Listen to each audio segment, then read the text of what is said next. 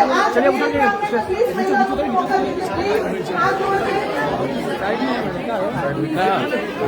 Please महिलाओं को मौका दीजिए। आप भैया आप ही बोला सेल्फी तो बिल्कुल स्टेज पे मत लीजिए।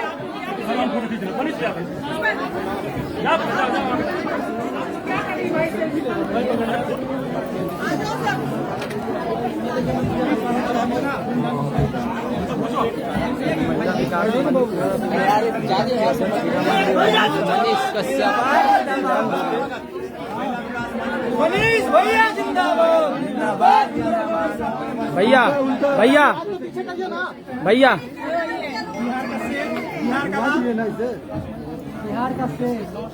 मनीष भैया जिंदाबाद। कुछ बोलिए भैया, कुछ बोलिए भैया, कुछ बोलिए भैया। इंतजार कर रहा है दर्शक।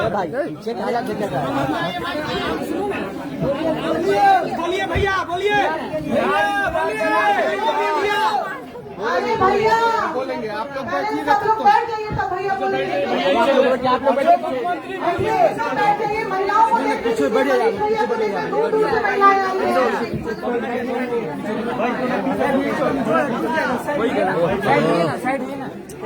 मैडम थोड़ा पीछे हो जाओ, थोड़ा पीछे ये काउंसलर लोग पीछे हो जाइए। मैडम पीछे हो जाइए,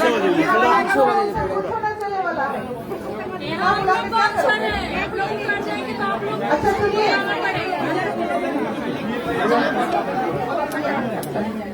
सभी लोग 2 मिनट बैठ जाइए चेयर पे। सामने का वाला रूम खाली कर दीजिए तो मनीष भैया संबोधन करेंगे। सुनिए मनीष भैया को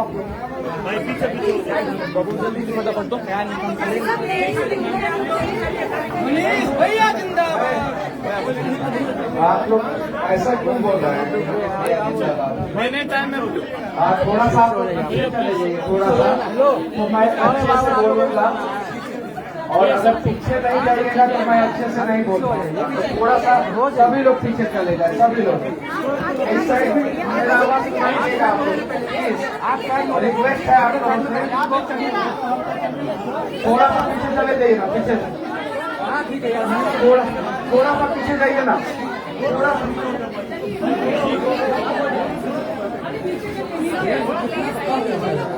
आप लोग नहीं, आप लोग हटिए ना, पीछे से हटिए ना, पीछे करा दे, हटिए ना, थोड़ा सा पीछे चलिए, पीछे चलिए, पीछे हम लोग नहीं देख पा रहे, पीछे चलिए आप लोग, चलिए पीछे इधर भी आने थोड़ा सा साइड हो जाइए। पीछे हटिए ना भैया, पीछे थोड़ा पीछे जाइए ना, थोड़ा पीछे जाइए ना भैया, पीछे थोड़ा सा पीछे जाइए ना। क्या करेंगे तो हटिए ना भैया।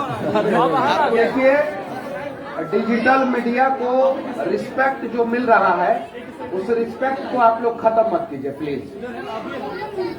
अगर थोड़ा पीछे चले जाइएगा तो ऐसा नहीं है, वीडियो अच्छा और पीछे हो जाओ भाई। हम लोगों को जो रिस्पेक्ट दिया जा रहा है हर जगह, तो उस रिस्पेक्ट को समझा जाए। थोड़ा सा पीछे भी जा सकते हैं, कोई दिक्कत नहीं, थोड़ा और पीछे चले जाइए, नाइस स्पीकर के पीछे। अब बताइए, हमको 10 मिनट तो लग गया केवल आप लोग को पीछे पीछे बोलने में। ऐसे कैसे भी हार बनेगा बताइए, थोड़ा सा पीछे से। आप क्या कर रही हैं, ये गलत बात है।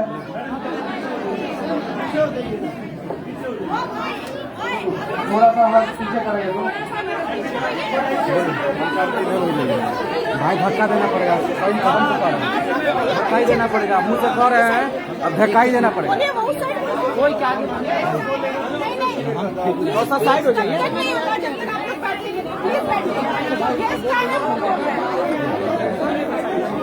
अरे बात मैंने आप लोग बैठ जाइए। ऐसे अगर आप लोग कीजिएगा, थोड़ा सा पीछे हो जा, भाई। किसी कार्यक्रम में मोबाइल बैन हो जाएगा तो आप लोगों को अच्छा लगेगा, कैमरा बैन हो जाएगा तो अच्छा लगेगा। तो इस चीज को समझिए, थोड़ा सा पीछे चले जाइए।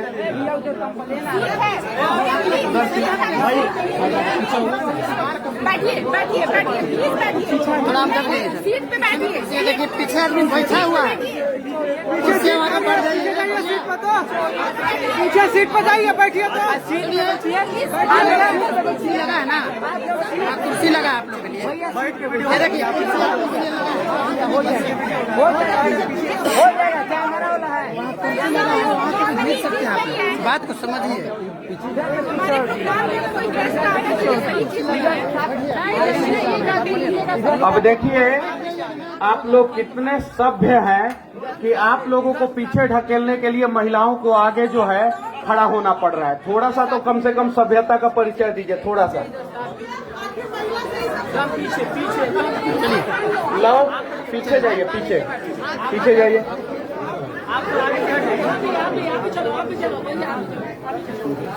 आप लोग भी दोनों आदमी हट जाइए, यहाँ पे कोई दिक्कत की बात नहीं है। हाँ पीछे चले जाइए, पीछे पीछे चले जाइए।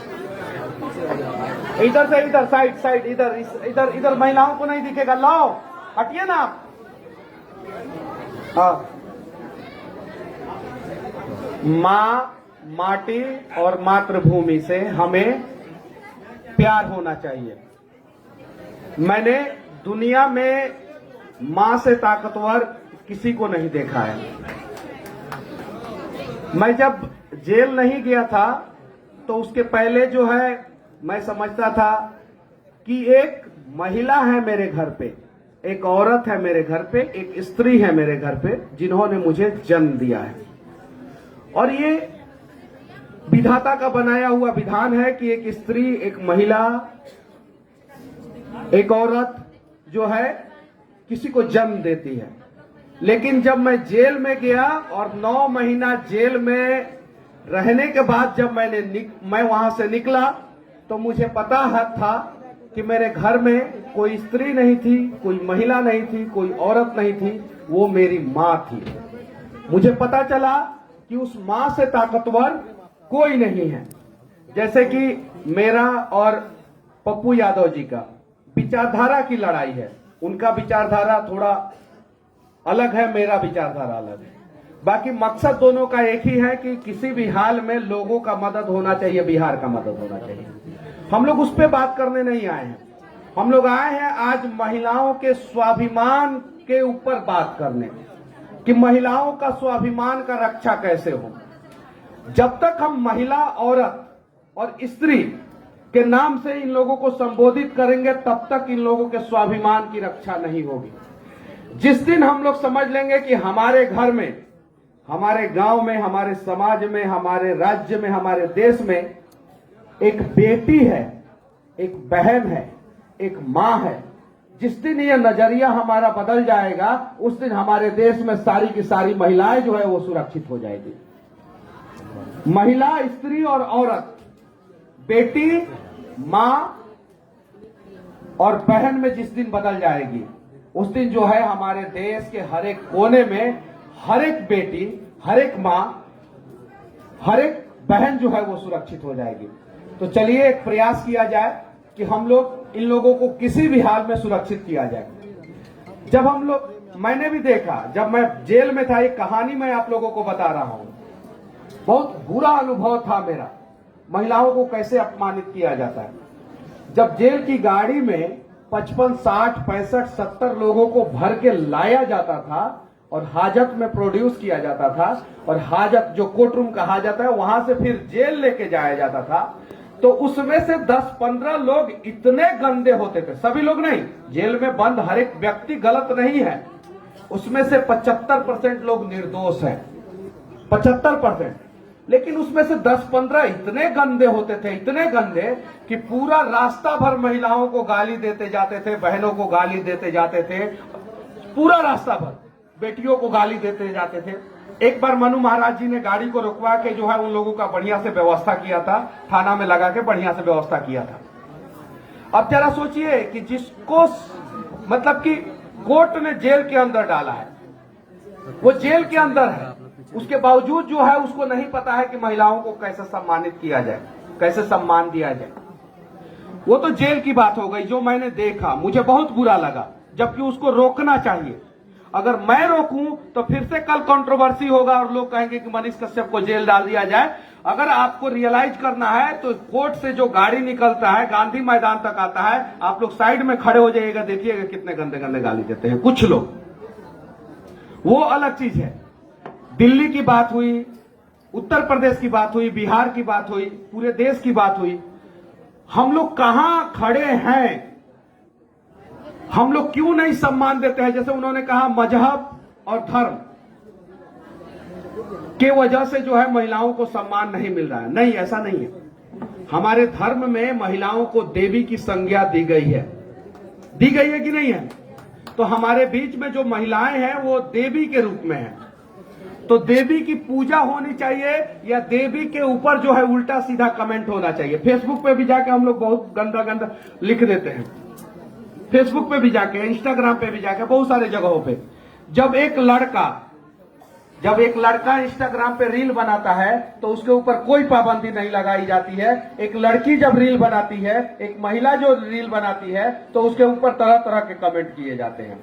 ये गलत है। लेकिन महिलाओं से भी मैं कहना चाहता हूं, आप अपनी संस्कृति और सभ्यता का ख्याल रखते हुए इंस्टाग्राम पे रील बनाएं या इंस्टाग्राम का CEO बन जाए, आपको रिस्पेक्ट मिलेगा।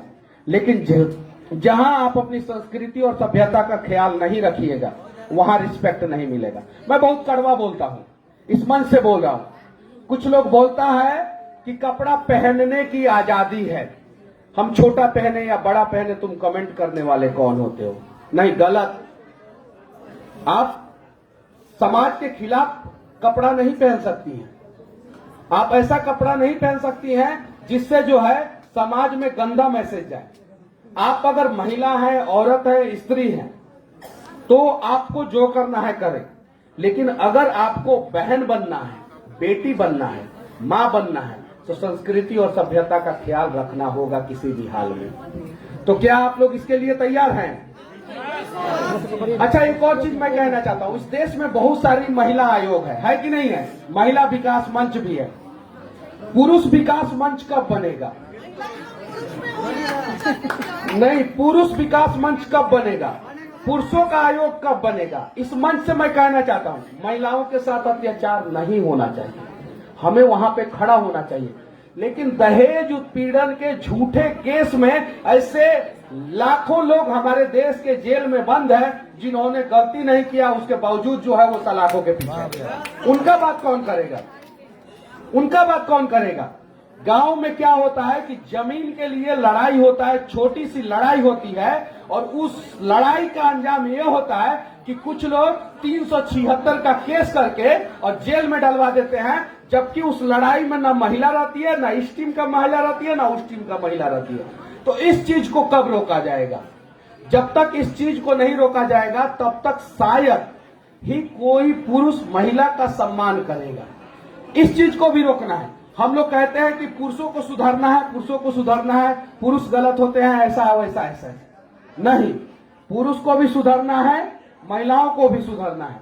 पुरुष महिलाओं का सम्मान करे और महिला पुरुष का सम्मान करे। बहुत सारी महिलाएं भी हैं जो झूठे केस में पुरुषों को फंसाती है। आप लोग जानती है कि नहीं जानती है? आप लोग जानती है कि नहीं जानती है? आप लोग जानते हैं कि नहीं जानते? अच्छा, ये बात सही है कि नहीं है? लेकिन बहुत सारे पुरुष भी हैं जो महिलाओं के ऊपर बेवजह अत्याचार करते हैं। जब बात सिर्फ और सिर्फ एक तरफ का होगा तो इंसाफ नहीं मिलेगा। जब बात जो है दोनों का होगा तो दोनों को इंसाफ मिलेगा। तो महिला पुरुषों का सम्मान करे और पुरुष महिला का सम्मान करे, तब जाके जो है हमारे देश का विकास होगा। ये देखिए, बीना दीदी जो है कितना व्यस्त है। कार्यक्रम कराना इतना आसान काम नहीं है। मैं रांची में भी गया था, बहुत सारे जगहों पे मैं जाता हूं, मैं देखता हूं, ये कार्यक्रम कराने के बावजूद जो है फोन को रिसीव करती है, फोन इनके हाथ में रहता है, और हम लोग एक छोटा सा भाषण देते हैं या कहीं रहते हैं तो हम लोग फोन रिसीव नहीं कर पाते हैं। तो ऐसी ऐसी टैलेंटेड महिला है हमारे समाज में जो बहन के रूप में है, बेटी के रूप में है, मां के रूप में है। तो हम सभी प्रण लें कि आज के बाद से हम किसी भी महिला को देखेंगे तो बहन के रूप में देखेंगे, बेटी के रूप में देखेंगे, मां के रूप में देखेंगे। हम ब्याह करने वाले नहीं है, तो हमारा ये नजरिया है। और जो करने वाला है वो जिससे उसकी शादी हुई है उसको बीवी के रूप में भी देख सकता है, ये कोई गुनाह नहीं है। जिससे उसकी शादी हुई है, पड़ोस वाली को नहीं देखना है। आप भैया बोल रही हैं तो दीदी है, आप दीदी है। मेरी तो लाखों बहनें हैं, करोड़ों बहनें हैं, लेकिन बीवी बनने के लिए कोई तैयार नहीं है। अब बताइए, जिसके ऊपर 18 केस है उसका ससुर कौन बनेगा? कोई नहीं बनेगा। कोई पिता नहीं चाहता है कि मेरी बेटी का शादी जो है, जिसके ऊपर 18 केस हुआ है, उससे मैं अपनी बेटी का शादी करूं। कोई नहीं चाहता, कोई पिता नहीं चाहता। ये सच्चाई है। समाज नहीं, हर कोई चाहता है कि भगत सिंह हमारे समाज में पैदा हो, लेकिन हमारे कोख में नहीं पैदा हो। जब यहाँ की माँ जो है भगत सिंह को कोख देना बंद कर देंगी तो हमारे समाज में भगत सिंह नहीं पैदा होंगे। आप लोग भी तैयार रहिए। एक बड़ी लड़ाई लड़नी है बिहार के लिए, बिहार के स्वाभिमान के लिए। हालांकि दूसरे राज्य से भी लोग, बहुत सारी महिलाएं हैं, मैं माफी चाहता हूं। आप लोगों का भी राज खूब तरक्की करे, खूब आगे जाए। मैं तो जहां भी जाता हूं वहां बिहार की बात करता हूं। क्यों? क्योंकि देश के किसी भी कोने से अगर बिहार का तुलना किया जाए तो आज वर्तमान समय में बिहार 40 साल पीछे है। जो रोटी बांट के खाता है वो कभी भूखा नहीं सोता। आप लोग ध्यान दीजिएगा, जो रोटी बांट के खाता है वो कभी भूखा नहीं सोता, और जिसे रोटी का हवस है उसका पेट कभी नहीं भरता, कभी नहीं भरता। आपने देखा होगा कि गरीब लोगों के घर जब आप लोग जाएंगे तो उनके घर पे जो भी रहेगा वो आप लोगों को बांट के खिला देंगे। लेकिन अगर अमीर के रेस्टोरेंट में चले जाएं और आप बहुत अच्छा काम करते हैं, फर्क नहीं पड़ता। मैंने रियलाइज किया है, मैं बहुत सारे छोटे छोटे स्टॉल पे गया हूं, मुझसे कभी छोटे स्टॉल वालों ने पैसा नहीं लिया, कभी नहीं। यहां तक कि बिहार और बिहार से बाहर भी नहीं लिया।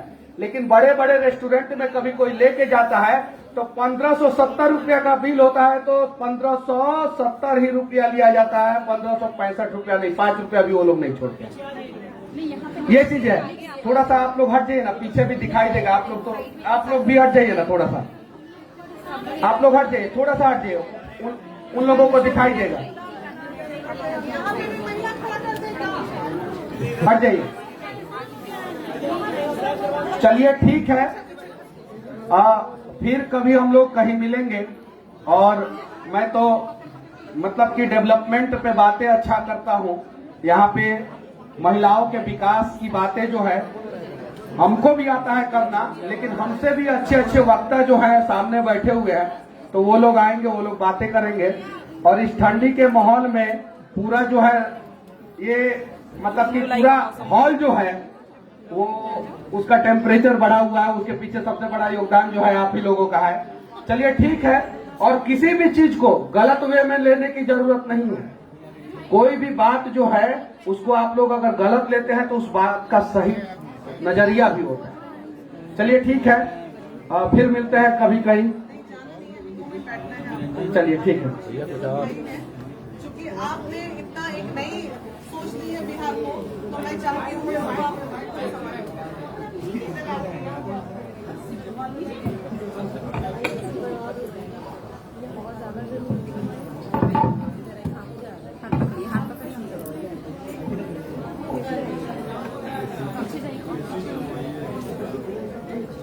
मैं चाहती हूँ हमारे कुछ छूट गए हैं, बाकी कुछ भाइयों को जो जिनका साथ महिला विकास मंच के साथ रहा।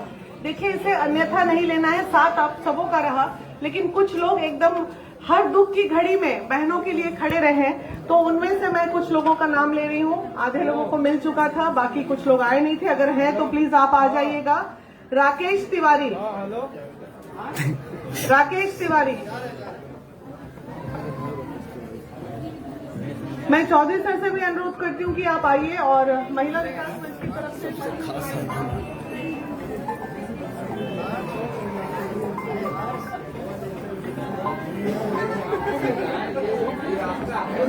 विकास कुमार, विशाल कुमार,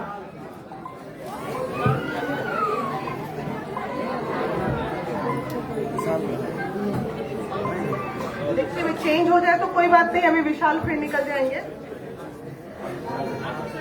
काजल काजल प्यारी सी बच्ची, उसको मैं दूंगी। मैं साथ ही साथ हमारे बीच चिराग पासवान एकदम यूथ की और सबकी धड़कन आ चुके हैं। देखिए चिराग तो मैं चाहूंगी, बहुत इंतजार के बाद महिलाएं सुबह से वेट कर रही थी पीछे पीछे और आपका आशीर्वाद मिलेगा महिलाओं को। सब बहुत इंतजार कर रही थी। सर आप डायरेक्ट एयरपोर्ट से आ रहे हैं, हमें खबर मिली, इसके लिए बहुत बहुत धन्यवाद। अब थोड़ी देर के लिए जो महिलाएं जैसे खड़ी हैं आप लोग, हमारी बाउंसर महिलाएं जो हैं वो प्लीज थोड़ा सा पीछे हो जाइए। तो मैं चाहती हूँ सर आप 2 मिनट के लिए पहले मंच पे आ जाइए डायरेक्ट, फिर हम लेके तस्वीर। और हमारी प्रार्थना से अनुरोध है कि उन्हें तिलक लगाए। साथ ही साथ जो युवा टीम है, चिराग पासवान तस्वीर देख सकते हैं, मनीष कश्यप से गला मिलते हुए। और सभी कृपया ध्यान दें, पहले उनका सम्मान हो जाए, देर बहुत हो गई थी।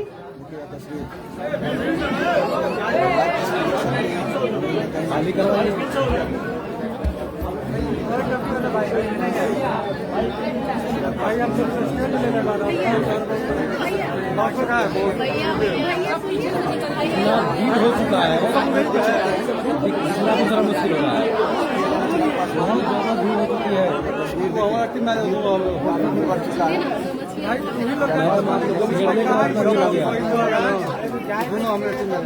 भाई अब तो वहाँ से यहाँ ले आते हैं, बताओ कहाँ जाए भाई को वीडियो यही सबका।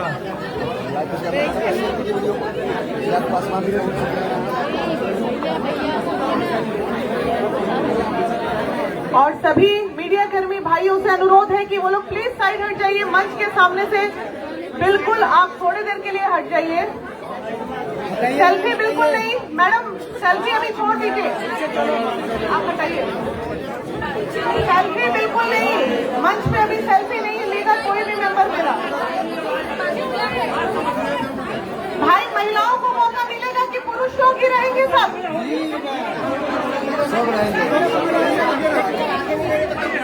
सुबह से महिलाएं इंतजार कर रही हैं, बैठी हुई हैं। प्लीज आप लोग 1 बाय 1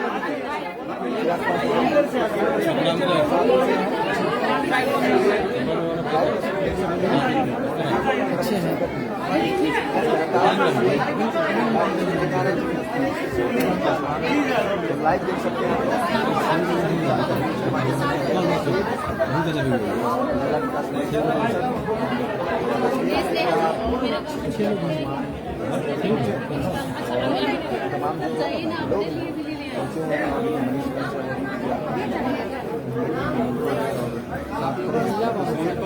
देख सकते हैं मैम हम लोग नहीं कर रहे हैं, वो लोग सब लोग दिखा रहे हैं। हम लोग तो वही के वही है मैम। हाँ बताइए मैम, साइड करवाइए ना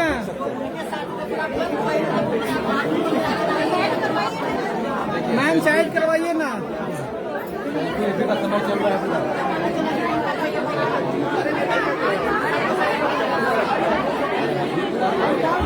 तस्वीर अपने फटाफट शेयर कर दीजिए। हो गया। अब तो बहुत मुश्किल है इस भीड़ को संभालना और मैं चिराग सर के बॉडीगार्ड से अनुरोध करती हूँ, सर आप मत ले लीजिए डायरेक्ट, मुझे लगता है।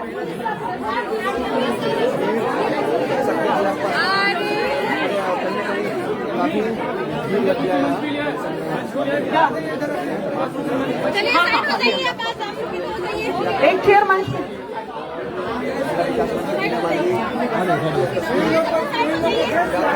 साथियों, सबसे पहले आप सबका बैठ जाए, सब लोग अपनी अपनी जगह ले लें।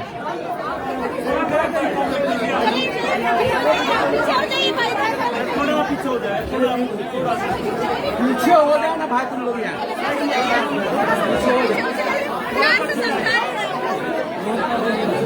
साथियों, आज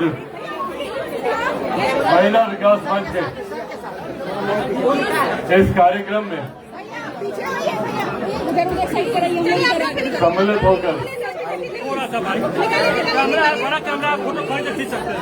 भैया आगे से आप लोग खाली, आप लोग आगे से बस बैठ जाइए, सब लोग बैठ जाइए, पीछे वाले बैठ सब लोग बैठ जाइए।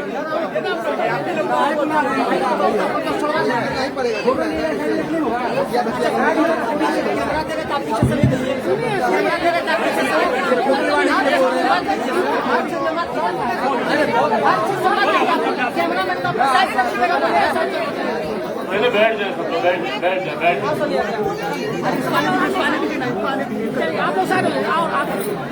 साथियों, सबसे पहले क्षमा चाहूंगा कि आने में थोड़ा विलम्ब हुआ।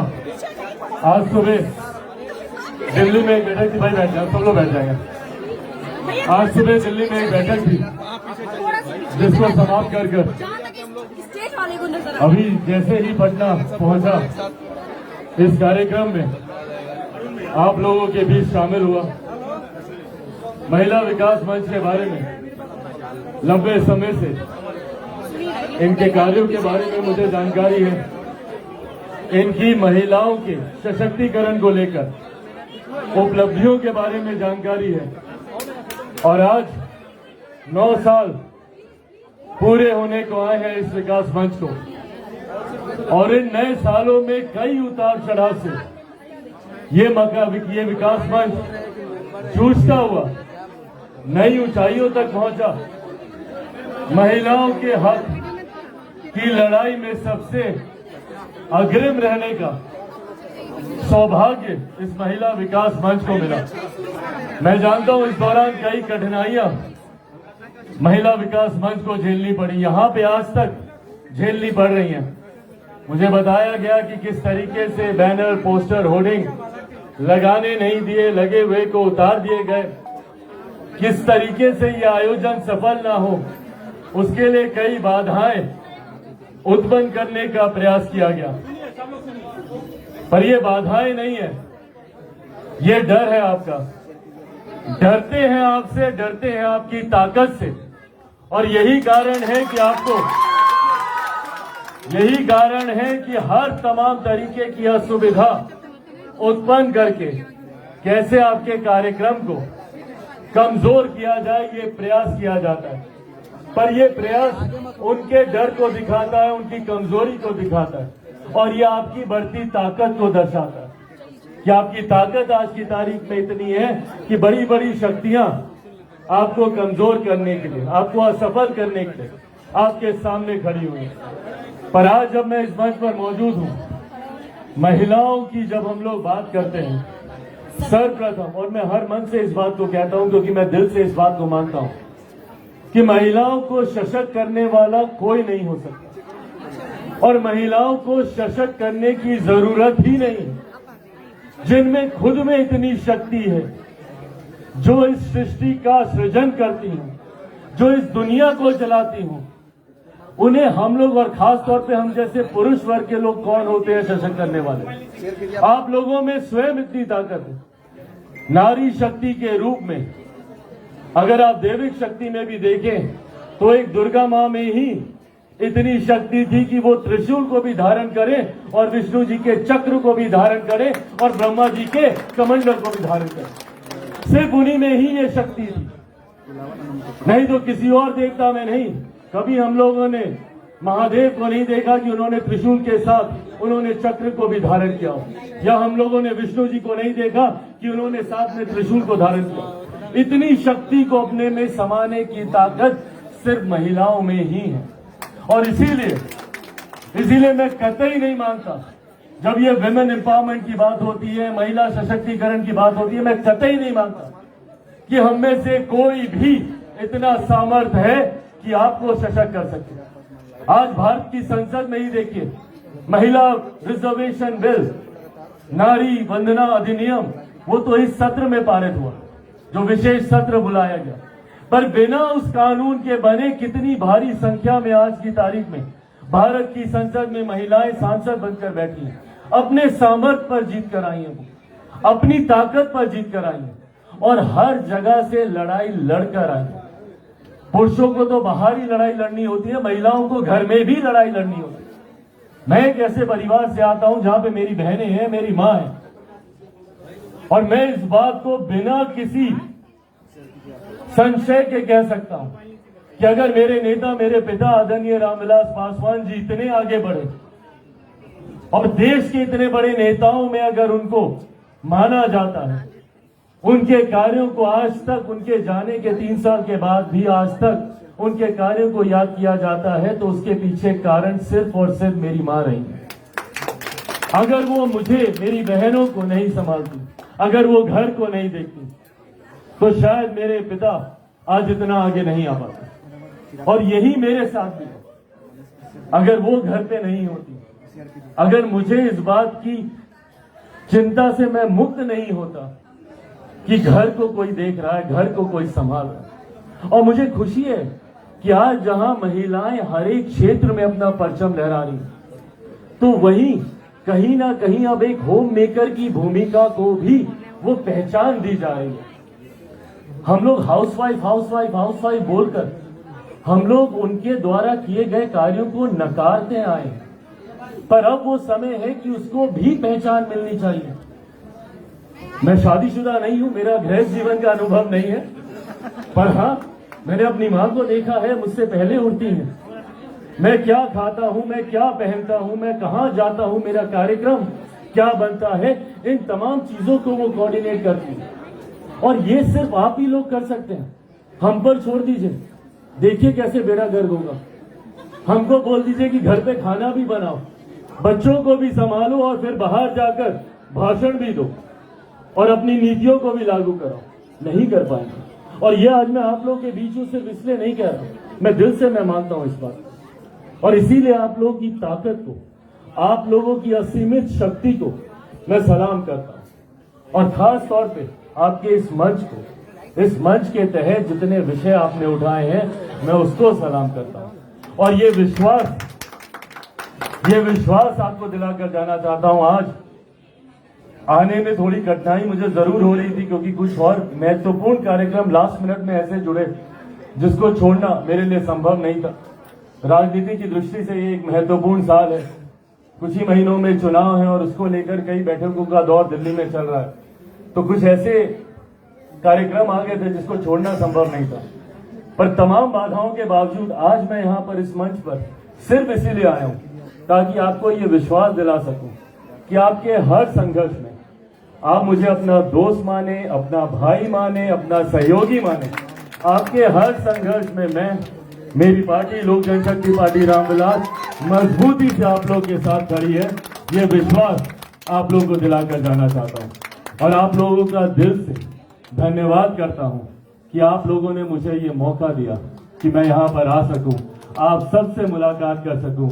मैं राष्ट्रीय अध्यक्ष जी का, विभिन्न प्रदेशों से आए हुए तमाम प्रदेश की अध्यक्षों का, अलग अलग जिलों से, अभी कई जिलों की भी अध्यक्षों से मेरा परिचय हुआ, लखीसराय के, हाजीपुर से, कई जिलों के, यूपी से, झारखंड से, बनारस, गाजीपुर, तेलंगाना से भी, बताइए, जम्मू कश्मीर से, तो देश के शहर बने। अरे वाह, क्या बात है, फिर तो हमारे गांव से आप हाजीपुर से, गया से, वैशाली से, मधुबनी, कल हम मधुबनी जा रहे हैं, कल वहीं का हमारा कार्यक्रम है। तो यहाँ पर आप युवा के लिए यहाँ पर संगम है, बिल्कुल संगम है ये, और ये ऐसा खूबसूरत संगम है जहाँ पे देश भर की शक्तियाँ एक साथ हुई हैं। और सोचिए, जब ये तमाम शक्तियाँ एक साथ होंगी, मैं बिहारी हूँ, अपने प्रदेश के लिए चिंतित रहता हूँ, बिहार फर्स्ट, बिहारी फर्स्ट के विजन के साथ आगे बढ़ने का मैं प्रयास कर रहा हूँ। और ये बिहार फर्स्ट, बिहारी फर्स्ट एक ऐसी सोच है जो जात पात, धर्म, मजहब से उठकर एक विकसित बिहार के निर्माण की कल्पना करती है। मेरी तमाम बहनें जो दूसरे प्रदेशों से आई हैं, मैं भी जब दूसरे राज्यों में जाता हूं तो कई बार मुझे इस बात का दुख होता है कि क्यों मेरा राज्य आपके राज्यों की तरह विकसित नहीं हो पाया। कई ऐसे राज्य हैं जो कि विकास के अलग अलग पैमानों पर, मापदंड पे कई गुना हमसे आगे हैं। हमारा बिहार प्रदेश आज भी विकास के हर पायदान पर आखिरी नंबर पर आता है। शिक्षा की बात करें, स्वास्थ्य की बात करें, रोजगार की बात करें, ये बिहारी होने के नाते मेरे लिए चिंता का विषय। और मेरी चिंता तब और ज्यादा बढ़ जाती है जब मेरे प्रदेश को अलग अलग चीजों में बांटने का प्रयास किया जाता है। जाति के आधार पर बांटा जाता है। ऐसा प्रदेश जिसको धर्म के आधार पर बांटा जाता है, और तो और ये एक ऐसा प्रदेश है जिसको महिला पुरुष के आधार पर भी मजबूती से बांटने का प्रयास किया जाता है। जबकि हकीकत है हम सब पहले भारतीय हैं, हम सब पहले भारतीय हैं और बिहार में पहले हम सब बिहारी हैं। पर दिक्कत ये होती है कि हम लोग की पहचान भारतीय और बिहारी होने की बजाय ब्राह्मण की बन जाती है, भूमियार की बन जाती है, राजपूत की बन जाएगी तो दलित की बन जाएगी, महादलित की बन जाएगी, पिछड़ा की बन जाएगी, अति पिछड़ा की बन जाएगी, हिंदू की बन जाएगी, मुसलमान की बन जाएगी। पर हम कभी भारतीय नहीं बन पाते, हम कभी बिहारी नहीं बन पाते। यह आग्रह आज के आपके मन से जरूर करूंगा। मैं आपके मंच में मैं देखता हूं जिस तरीके से जात पात धर्म मजहब का बिना कोई भेद के भाव किए हुए हर धर्म की महिला, हर जात से आने वाली महिलाओं को जोड़ने का प्रयास किया जाता है।